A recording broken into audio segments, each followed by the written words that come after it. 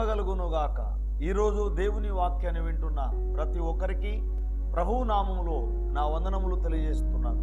రండి, ఈరోజు దేవుని వాక్య ధ్యానం కొరకు పరిశుద్ధ గ్రంథముల నుండి సామెతల గ్రంథం 16వ అధ్యాయము 5వ వచనాన్ని చదువుతున్నాను. అందరూ శ్రద్ధగా ఆలకించండి.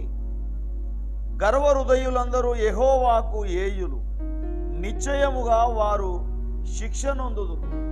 దేవుడు ఈ వాక్యమును మనందరి వినికిడిలో ఆశీర్వదించునుగాక.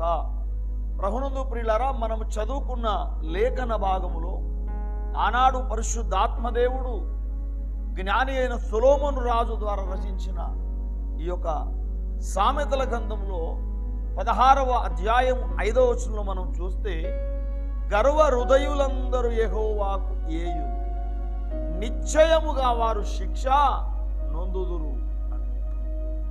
ఈ వాక్యాన్ని వింటున్నా ప్రియ సహోదరి సహోదరుడా, ఒక్కసారి నువ్వు ఆలోచించు. నువ్వు ఏ విషయంలోనైనా గర్విస్తున్నావా? ఏ విషయంలోనైనా నీ హృదయము గర్వముతో నిండి ఉన్నదా? ఒక్కసారి నువ్వు ఆలోచించు. దేవుని బిడ్డలను ప్రత్యేకంగా దేవుడు ప్రేమించే దేవుడు, వారిని కాపాడే దేవుడు, దినదినము వారిని వర్ధిల్లజేసే దేవుడు ఆయన. కానీ గర్వ హృదయులు మాత్రము ఆయనకు ఏయులట. ఎంతమంది అంటే గర్వ హృదయులందరూ కూడా. నువ్వు ఏ విషయంలో గర్వించినా అది నీకే నష్టం. నిశ్చయముగా వారు శిక్ష నొందుదురు. ప్రియులారా, డౌటే లేదిక. నువ్వు ఏ గర్వముతో ఉన్నావు, ఒకనాడు దానికి ప్రతిఫలము నువ్వు పొందాలి. నిశ్చయముగా నువ్వు శిక్ష నొందుతావు. దేవుడే మాట్లాడుతున్నాడు. ప్రియా సహోదరి సహోదరుడా, నీవు దేవుని బిడ్డగా జీవిస్తున్నావు కదా, క్రైస్తవుడుగా ఉంటే, ఒకవేళ నీలో నీ హృదయంలో ఏ విషయంలోనైనా నువ్వు గర్విస్తే నీకు శిక్ష తప్పదు. నిశ్చయముగా వారు శిక్ష నొందుదురు అంట. ప్రియులారా, ఎవరిలోనైనా ఒకవేళ గర్వము అనేది ప్రారంభమవుతుంది. గర్వము అనేది మన హృదయంలో వచ్చేస్తుందట. ఆస్తులను బట్టి, ఆ జ్ఞానాన్ని బట్టి.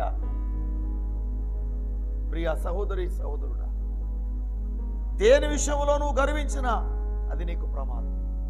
అందుకే ఈ సామెతల గ్రంథం ఈ 16వ అధ్యాయంలో 18వ వచనంలో మనం చూస్తూ ఉంటే ఇక్కడ అంటాడు చూడండి, నాశనానికి ముందు గర్వము నడుచును, పడిపోవడానికి ముందు అహంకారమైన మనసు నడుచును. గర్వం వచ్చేసిందంటే అది నీ నాశనానికి. నేను చెప్పడము కాదు, దేవుని వాక్యం సెలవిస్తావు. నాశనానికి ముందు గర్వము నడుచును, పడిపోవుటకు ముందు అహంకారమైన మనసు నడుచును. ప్రియులారా, దేవుడు ఎప్పుడు ఎన్నడూ కూడా గర్విష్ఠులను ఆయన ప్రియులారా ఇష్టపడలేదు. ఆయన అసహించుకున్నాడు. ప్రియ సహోదరి సహోదరుడు, అపోస్తుడైన పేతురు కూడా, మొదటి పేతురు 5వ అధ్యాయంలో 5వ వచనంలో మనం చివరిలో మనం చూస్తూ ఉంటే, దేవుడు అహంకారులను ఎదిరించి దీనులకు కృపను అనుగ్రహించును. దేవుడట అహంకారులను ఎదిరించి దీనులకు తన కృపను అనుగ్రహించి. ఈ వాక్యాన్ని వింటున్న ప్రియ సహోదరి సహోదరుడా, ఒకవేళ నువ్వు ఏ విషయంలో అయినా గర్విస్తున్నావా, అహంకారిగా జీవిస్తున్నావా, నీకు దేవుని కృప దొరకదు. ప్రియులారా, నీవు దేవుని కృపను పొందుకొని దినదినము నువ్వు వర్ధిల్లాలి అంటే నీవు దీన మనస్కుడవై ఉండాలి.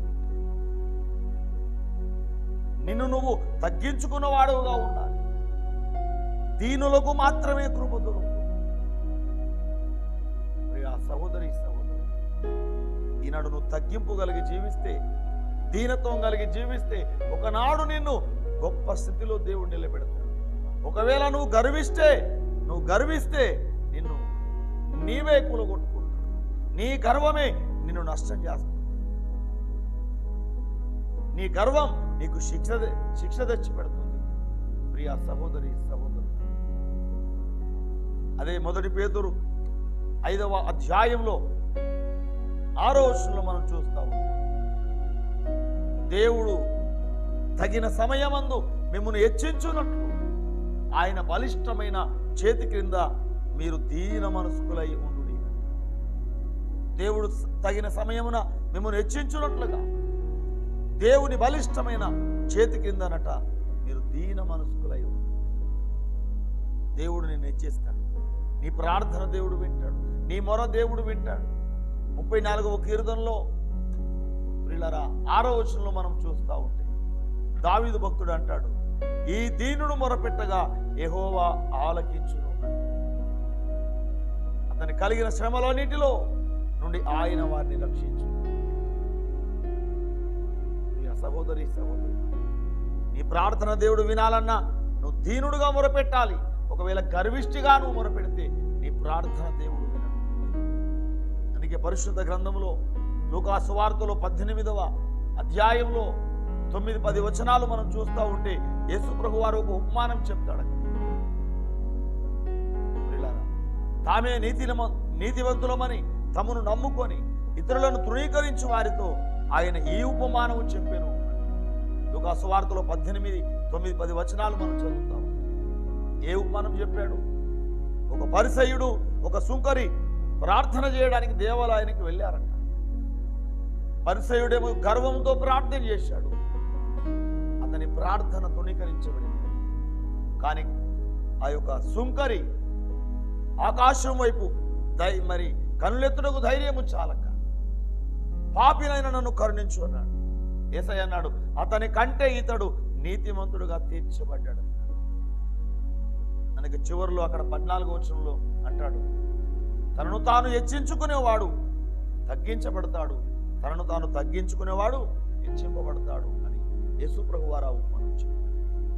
కొంతమంది అట తామే నీతిమంతులం అనుకొని ఇతరులను తునీకరిస్తూ ఉంటారట. ఆ పరిసయ్యుడు అంటాడు, నన్ను వాళ్ళ వలె ఉంచినందుకు నీకు వందనాలు, వీరి వలె ఉంచినందుకు వందనాలు, అన్నిట్లో నీకు దశం భాగం ఇస్తున్నా, చివరికి సుంకరి వలె నన్ను ఉంచినందుకు నీకు వందనాలు అనగా చిన్న చూపు, తృణీకరించేవాడుగా ఉన్నాడు. ఆ సుంకరేమో తనను తాను తగ్గించుకున్నాడు. అందుకే పరిసయ్యుని ప్రార్థన దేవుడు వినలేదు, అక్కడ సుంకరి ప్రార్థన వినలేదు. అందుకే యేసయ్య అన్నాడు, తనను తాను హెచ్చించుకునేవాడు తగ్గించబడతాడు, తనను తాను తగ్గించుకునేవాడు హెచ్చింపబడతాడు, హెచ్చించుకునేవాడు తగ్గించబడతాడు. అందుకే నీ గర్వమే నిన్ను తగ్గిస్తుంది. ఒకవేళ నువ్వు తగ్గింపు కలిగి ఉంటే, దీనత్వం కలిగి ఉంటే, ఒకనాడు దేవుడు నేను గొప్ప స్థితిలో నిలబెడతాడు. ఒకనాడు దావీదు గొర్రెల కాపరి, కానీ ఎంతో దీనత్వం కలిగిన వాడు. ఒకానొక సమయం వచ్చింది, వీళ్ళ దేవుడు ఇశ్రాయేలు ప్రజలకు రాజుగా నియమించాడు. అందుకే దావీదు అంటాడు, వీళ్ళరా 86వ కీర్తనలో మొదటి వచనం అంటాడు, ప్రభువా నేను దీనుడను, నేను దరిద్రుడను, చెవియొగ్గి నా ప్రార్థన ఆలకించు. ఈ దీనుడు మొరపెట్టగా యెహోవా ఆలకించెను అంట. అందుకే మనం తగ్గింపు కలిగి జీవిస్తే, దీనత్వం కలిగి ఉంటే దేవుడు మనని ఒకనాడు గొప్ప స్థితిలో నిలబెడతాడు. ఒకవేళ నువ్వు గర్విష్టిగా ఉంటే, నువ్వు గర్వ హృదయంతో నీవు ఉంటే, ఒకనాడు నువ్వు ఖచ్చితంగా నువ్వు శిక్ష నొందుతావు. నీ గర్వమే నీకు నాశనం తెచ్చిపెడతావు. నీ గర్వమే నిన్ను కింద పడగొడతావు. దేవుడు అహంకారులను ఎదిరించి దీనులకు మాత్రమే కృపను అనుగ్రహిస్తాడు. ఈ వాక్యాన్ని వింటున్నా ప్రియ సహోదరి సహోదరుడు, నీ హృదయంలో ఏ విషయంలోనే గర్విస్తున్నావా, దాన్ని ఇప్పుడే ఈ క్షణమందే విడిచిపెట్టేసి తగ్గింపు కలిగి దీనత్వం కలిగి బ్రతుకు. దేవుడు ఒకనాడు నేను ఒక గొప్ప స్థితిలో నిలబెడతాడు. ఈ వాక్యాన్ని వింటున్నా ప్రతి ఒక్కరికి దేవుడు దీన మనసు అనుగ్రహించునుగాక. ఆమె చిన్న ప్రార్థన చేసుకుందాం. మహాపరిశుద్ధుడా పరమ తండ్రి, మీకు స్తోత్రాలు చెల్లిస్తున్నాం. మీరు మాట్లాడిన ప్రతి మాట కొరకు వందనాలు. గర్వ హృదయులందరూ యెహోవాకు ఏయులు అంటున్నాం.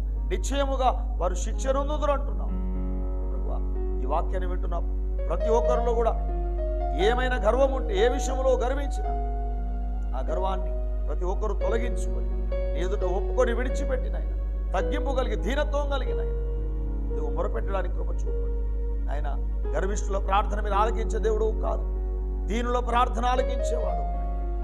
దీనులను పైకి ఆయన ప్రభు మీరు ఎక్కించే దేవుడు అయ్యా, నీకు స్తోత్రం.